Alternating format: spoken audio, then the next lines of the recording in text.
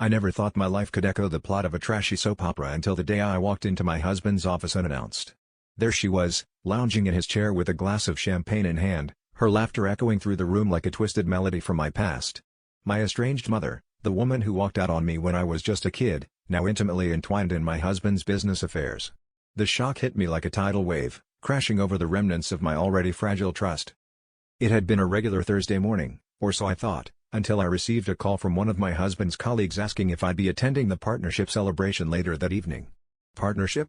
The word gnawed at me, a seed of suspicion taking root. I drove to his office, heart pounding with each mile, my mind racing with all the possible scenarios. But none of them prepared me for the sight of my mother, the woman who had been nothing more than a ghost in my life, now seemingly the center of my husband's universe. As I stood frozen at the door, she turned to face me, surprise flitting across her features before settling into a smug smile.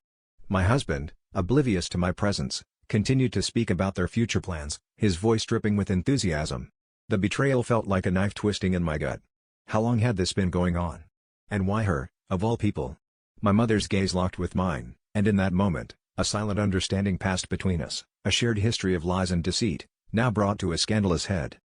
Just as I was about to confront them, my husband finally noticed me, his face paling as if he'd seen a ghost.